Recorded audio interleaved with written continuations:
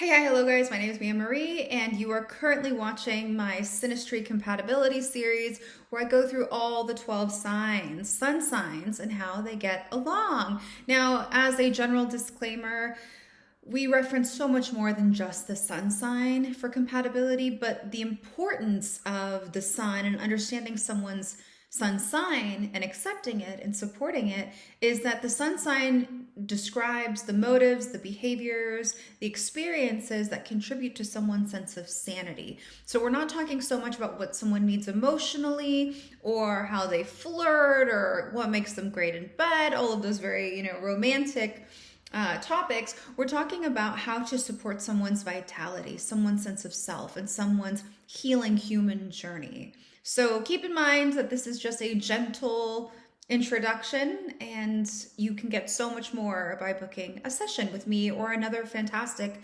astrologer. 90% of my dad's side of the family is Gemini, so I have been around this energy my whole life. Gemini is the third sign of the zodiac, and so we're still in that personal perspective quadrant as it relates to what the soul wants to do. What does the soul want to do when you're a sun in Gemini? The motive behind all behavior, thoughts, failures, projects, sanity is to lovingly communicate wisdom. Gemini goes around asking questions, collecting information. So when you say you don't like something, Gemini hears, oh, they must not understand it. And they explain to you why you don't like it and where this person is coming from. And the walls start to crumble. And in the place of walls, we have acceptance. We have mutual understanding and connectedness. That's the blessing of Gemini. If you ever dated a Gemini or you're dating one now, you'll recognize that they are always working the room, partially because they're an air sign and they need to communicate. It contributes to their vitality and their life force and their life mission, but also because when you talk to people, you get stories. And Gemini is great at listening to stories. It wants an interesting story, but it's also a gifted storyteller. And in every story is a lesson. And so that's what they're doing when they're going around working the room. And you can be sitting there thinking, oh, am I just not interesting enough? You're always all over the place. You're always talking to people. Why can't you just sit here and be with me now? And the real answer, my genuine response to that is no, they can't just sit there. I mean, on an isolated instance, of course, but if you expect Gemini to sit down next to you and you guys do things together, I mean, unless you can keep up, unless you're just as quick-witted, then that's fine. But if you want them to stay in place, no, they want to work the room. So as I was saying, Gemini is an air sign, which means that it's fueled by communication and intellect. It realizes like, oh, I have a brain and my brain can think different thoughts and these thoughts create realities. Now, because this air element is expressed through Gemini, Gemini is focused on collecting information for itself and its immediate environment. So it will likely be a teacher to its family, its children, its partner, its community at large, right? That would be a large expression of Gemini. Usually it's like a classroom of people or a group of people is who it's teaching and talking to. But it's really focused on building a library of information about the world. It wants to squeeze 10 lifetimes into one. They're also known to be duplicitous in nature. Geminis are two-faced, phony, and fickle. The explanation for that is actually quite simple, and the terminology might sound similar. I'm just going to say it first. They have an inner child that just will not quit. Now, I know in mainstream, social media, we hear about inner child healing. They're not focused on inner child healing. They're just a child that wants to play and have fun and engage with life for all the selfish reasons. But then there is this mature adult who has learned and developed and can impart wisdom. And so they teeter between the two in social interactions depending on how they feel. And they enjoy that they can choose to be an adult or a child in any given situation. They also have the legacy of being non-committal. And when I hear that, I think about their mythological parallel. and it's the messenger between the worlds. It's the only character in mythology that doesn't have a home. And I see this through and through with Gemini characters. They want to be on the move. In mythology, the messenger goes from heaven to earth to hell over and over again because it's collecting as much information. As I said before, that's what it lives for. That's what it wants, and that's what it's good at. In fact, it's the only energy that can move in that way. And so when a Gemini thinks about a relationship, it thinks that it has to stay still, that it can't have freedom anymore, or that it is it's liable to someone somewhere, that someone is waiting on them. And even though they may not act like they don't care, it's something that weighs on their mind, like, oh man, I'm not showing up for this person, or I'm not doing this. And it just creates ambivalence towards the idea of relationship. But Gemini is good at relationship once they find someone who they vibe with, who can speak the same language. Or if you can't speak the same language and you're not doing the same things, can exert tolerance and acceptance and encouragement towards their desire to stay on the move. Some deal breakers for Gemini. They don't like a negative Nancy. Anyone who is overly emotional, gets lost in emotions, has a heaviness to their aura, to their vibe, is going to repel them because it's the opposite of what they want. It's the opposite of what makes them feel stable within themselves, even though, you know, they are constantly in motion. I wouldn't consider them to be the most stable. Another thing they can't stand is if you can't have a conversation, playful, witty banter, if you're not intellectual, if you're not learning, if you're not stimulated by ideas and thoughts and theories, and you can't contribute to their overall development as it relates to the intellect and the mind, they're going to get bored and they're going to find you uninteresting. You don't listen, or you're unable to understand what they're communicating. Gemini people, I hear this the most from them. When they have relationship complaints, it's, I don't feel heard. I don't feel understood. I don't feel like you get me. And they're not talking about their vibe. They're talking about what they're literally saying to you. It's like falling on deaf ears. They have the gift of the gab. They want it appreciated. You have to also have an appreciation for humor because for them, life is a joke. The whole thing is the joke until it's not, and their little child comes out and everything really matters. It's super important. But for the most part, they like to, poke fun at you, and they don't want you to have a full-blown tantrum. So all in all, Gemini is the third sign of the zodiac. It's intellectual. It's here to create a story. It's trying to collect a lot of information. It's a socially oriented sign, and it requires freedom, and not because it doesn't like you or doesn't love you, but because it's trying to stay sane. It's trying to develop and it's trying to grow. When someone has their sun in Sagittarius, we see a soul that comes to earth in effort to understand, accept, and love the other, whatever that means to them. And their job is to turn around and teach the rest of us how to understand, accept, and love the other. They want the world to feel bigger. That is a quality of Sagittarian love or Sagittarian energy, is if it's good, make it bigger. It's ruled by Jupiter, and Jupiter is the planet that is the same size as all the other planets combined, but it's filled with nothing but hot air.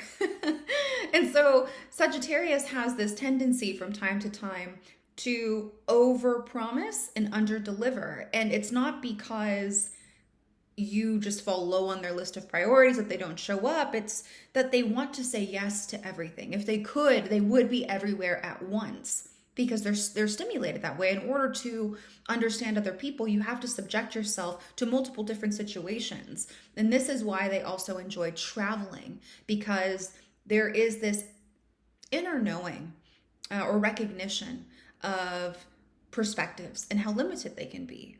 And so when they're traveling or they need to get away for a little bit, it's not just them needing a vacation and they're just running around, running away from responsibilities. They are actually doing soul work when they're out there. They're having conversations. They're learning about how other people operate in the world and what they believe and why they believe that.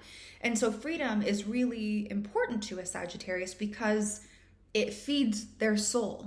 It contributes to their motive to learn, accept, and love. Now, Sagittarius is a fire sign and it is Jupiter. So this is someone who feels really positive. They're optimistic, they're expansive, they're typically learned, they have a they have a talent or skill, or there's just something that they know really well, and they seem to have, it's like they're born with this wise old man inside of them.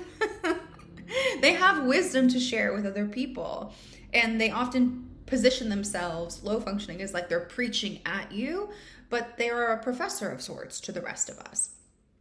Now, being the third fire sign, Sagittarius takes the ego that Aries has established, the personality that Leo has created and celebrated, and then goes, okay, I'm kind of done with the social thing. I'm ready for something bigger. What is the meaning of life? Why am I here? And so oftentimes they will subscribe to a specific belief system, a philosophy that they've learned, or they have some kind of religious background or religious association. And what you will see more often than not is that they grew up in an environment where certain beliefs were instilled in them. And there happens to be like an aha moment where they recognize either, yes, this is for me and I'm going to build on it, or, oh, I actually think that life works differently. Let me go and figure it out. Sagittarius has a reputation of being hesitant to commit. They like to keep their options open. And the main reason behind that is they're like a wild horse. They need to know that they can go anywhere, that they can explore anything at any time. And the idea of a relationship inherently means that there have to be boundaries somewhere. And they're like, what? Does that mean I have to stay in this stable? They tend to be extreme also. And so when things are presented to them, they'll take it to the fullest extreme. Oh, if I'm in a relationship, I'm just hanging out with you all day, and it makes them feel bound. And that goes against everything that they live for, everything that they stand for, everything that they're trying to accomplish. They have a big mission. They're a universally oriented sign. And so you can see why as soon as they think of relationship, it's like, no. But what I found is that Sagittarius characters are excellent in relationships, but so long as you are willing to be truthful and to have honest conversations about what the other person needs, and there needs to be a mutual respect and understanding for the other person's agenda. So if you are someone who is independent and you have your own hobbies and your own life going, then this should be a pretty easy match, because they do always come back. They need to touch base. They need to come home. They're not like Gemini, where Gemini has no problem being homeless spiritually. Sagittarius likes a place where it can go back to rest. And so I think that they are good at relationships, but you can't cage them in. If they want to travel for a couple of weeks alone, you have to be able to manage your own insecurity and be like, you know what? I see what you're doing. I support you. Have fun. Have the best time of your life. If you want to be in constant communication with them, if you want to go with them everywhere, unless you're a wild horse too, then you guys can mob together. They just don't want to be stopped. So it's not that they don't like shared experiences. It's not that they need to be independent. They just need someone who's going to carry the same energy as them, because they are very much aware of how people are coming off, and they are sensitive to negative or low functioning energy. And so at the beginning of the relationship, they might tolerate it for a little bit, but they'll be very quick to just say, it doesn't feel good. And they may even create distance and just start doing things by themselves. Another thing is that even when they are in relationships, they are still flirty and playful with other people, because they really just have so much energy and so much curiosity that they can spread themselves very thin. And it's not necessarily that they have more interest in somebody else. It's just like, oh, that's new. That's new. I haven't seen that before. Let me go talk to that. And so kind of having, I don't want to say thick skin, because they're not overtly disrespectful in my personal experience, but you will find them from time to time being flirtatious with somebody else. And it's like, okay, have your fun. And when they cross the line, because they're not going to be quiet about it.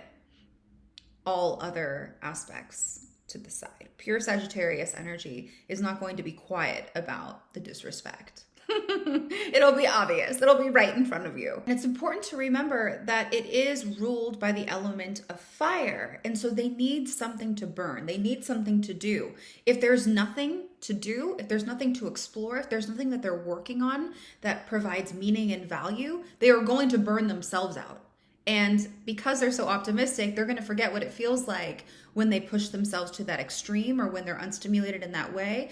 So they can find themselves in that rut time and time again. But you got to feed the fire. Being a sign that's here to learn and understand life deeply and examine life deeply and make meaning of it, they appreciate someone who is also intelligent, someone who is focused on growing and learning and developing, because they want a stimulating conversation. They don't actually get off to always having power or always having authority. They want to feel like their partner is accelerating in their development with them. Again, like two wild horses running together is what they would like ideally.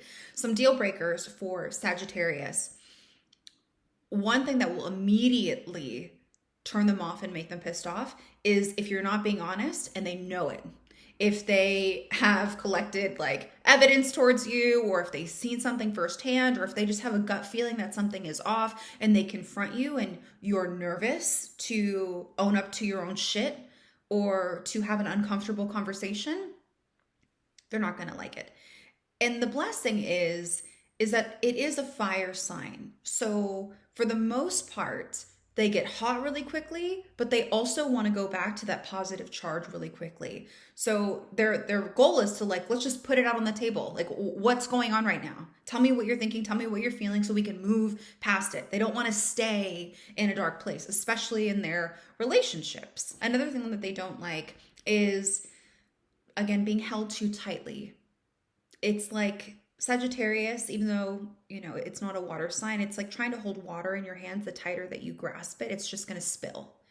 It's a slippery lover. It has parallels to like the theory of money and abundance. It's a slippery lover. And so it comes to you and it stays with you so long as you are willing to share it.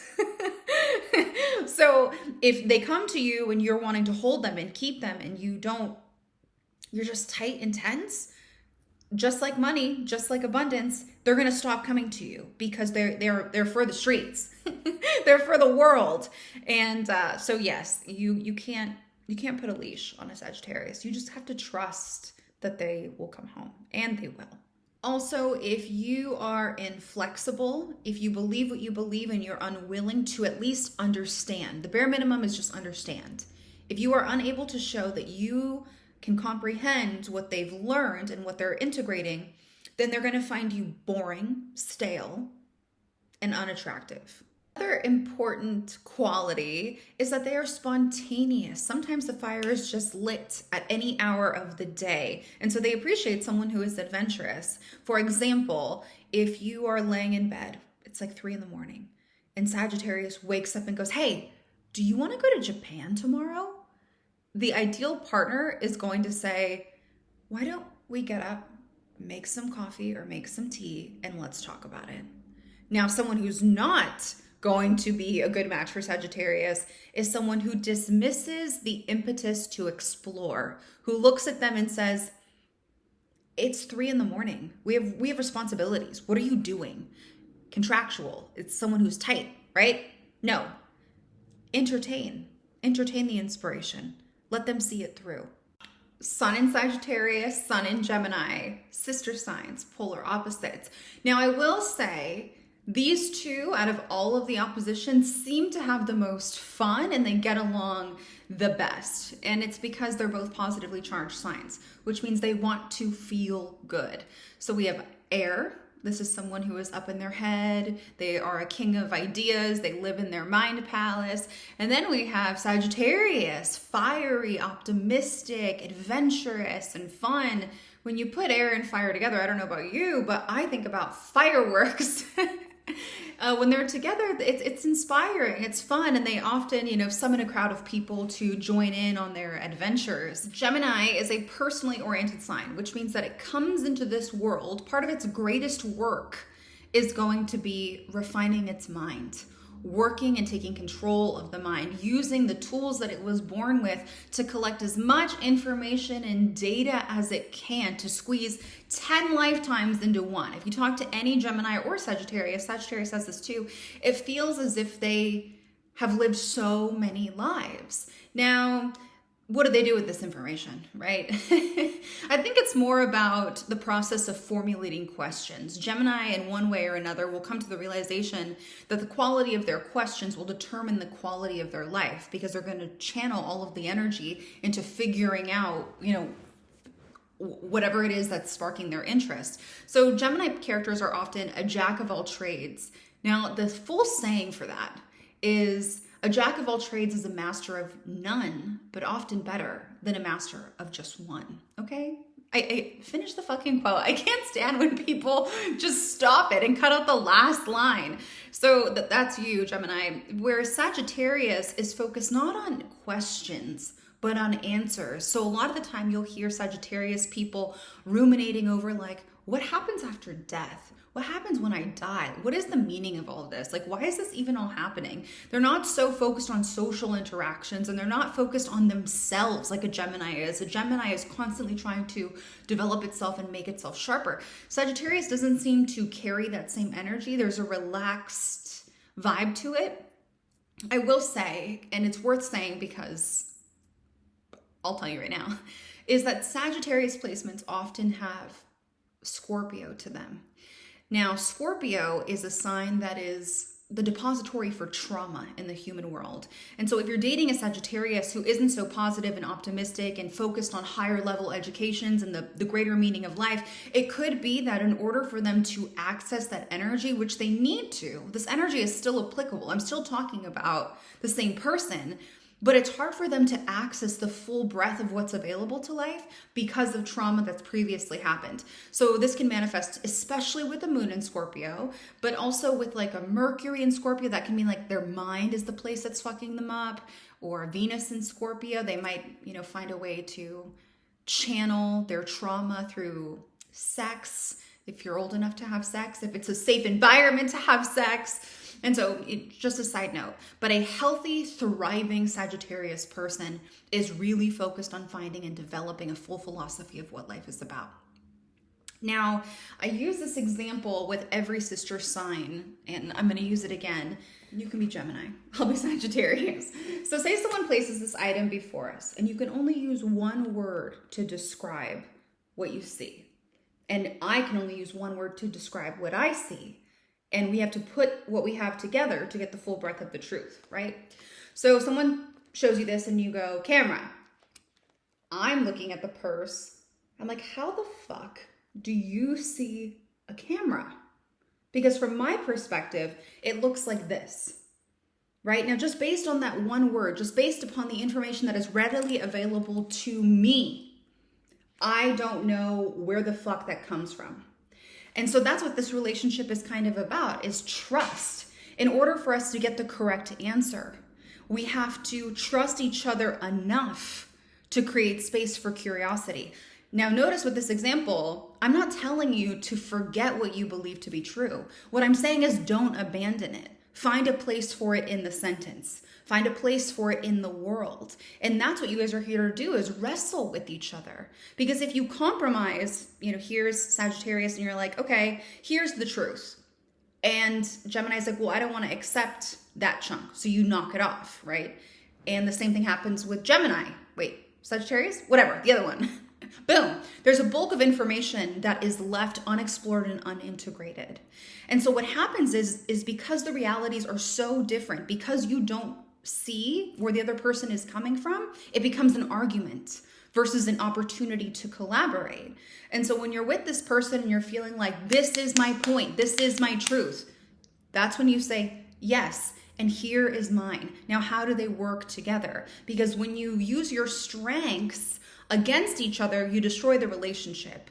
When you use your strengths together, the relationship stays intact, but your perspective of the world widens, which is something that you guys will both get off to. Because both of you are mutable signs, changeable, you're focused on like what's coming next. Endings is another word that you can use for mutable signs. Ungroundedness. Now, if you are also like a Sagittarius with Capricorn placements, or you're a Gemini with Taurus placements, this can manifest completely differently. I'm just talking specifically about your sanity, right? Both of you guys need to have the freedom to change and adapt to life as it presents itself to you. You both don't want to be caged in or trapped. Gemini will have a little bit more fluidity than Sagittarius is allowed, because Gemini is the only sign that in mythology has no home. It has no problem bouncing from here to there. In mythology, he goes from hell to earth to heaven constantly, collecting information and being the messenger between all these different worlds. And so your Gemini person will function very much in that way. They will go to certain areas with you, but they won't stay. They have a resistance towards staying, unless, of course, Cancer is present. Sagittarius loves to travel, but needs to come home. That's the difference. And so, I don't see you guys fighting about who's going where at what time, but because you guys are both so changeable and on the move, there is this challenge area of you guys being able to create a stable life as it relates to societal expectations. If you're always moving all of the time, if either one of you or both of you are trying to go in opposite directions, what do you get? You get space, you get a gap, you get a long distance relationship. Now you guys are both kind of pruned for that. But at the same time, you guys are also flirty and fun. And so your feelers are out. I just want to be transparent about that, because it doesn't mean that you guys are necessarily inherently cheating, but it does mean that there also has to be an honest, upfront conversation about what you're doing when you guys are spending so much time apart, because that's how I see it playing out. I would title this relationship like best friend, playmate. It could definitely become something more, but again, we have to establish boundaries, and neither one of you wants to talk about it, let alone practice it on a day-to-day basis. Because if you guys make an agreement and your partner is showing some resistance, there's a part of you that's going to recognize like, oh shit, I don't want to feel that resistance, and I really don't want to do this to you, but there's a changeability. And then there is also a lack of consequences for people breaching the agreed upon relationship rules, I'll call them, because you guys are both positive, and because you guys both want to let it go, and you want to feel good, and you want to move on to the next thing. If someone truly hurts your feelings, you may not actually absorb it, which how you feel about that is up to you. But the visualization that I get is like one of you guys are like taking turns. Sometimes you guys can like trot together as wild horses. But in this particular instance, I see one of you being like the wild horse, but there's like a rope connected to the end, and the other person is just like tumbling, hanging on, being dragged through the mud. I think it's, again, something unpopular to say. People tend to prize unconditional love because they think that that's the epitome, that is the best expression of love, when what we get in real life most of the time is conditional love. And I think it's a balance between the two, right? You see this all the time in family structures. The mom tends to represent unconditional love and the dad tends to represent conditional love. And the way that that manifests is when a kid comes home, the kid is like, Dad, how did I do? Or if, the kid makes the winning shot at a basketball game, they look over at their dad for recognition of their success. Conditional love teaches us how to show up in the world. It teaches us how to be an upstanding human. It shows us that, mom teaches us that no matter what you do, you're lovable and you're worthy. And that's a very valuable lesson.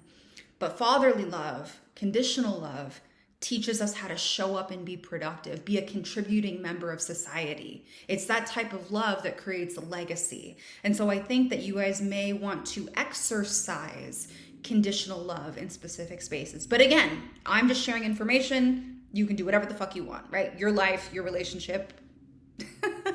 This is just immediately what comes to my mind when I think about you two. If you would like to book a consultation with me, you can find me at wellandrising.com/services. Toodles.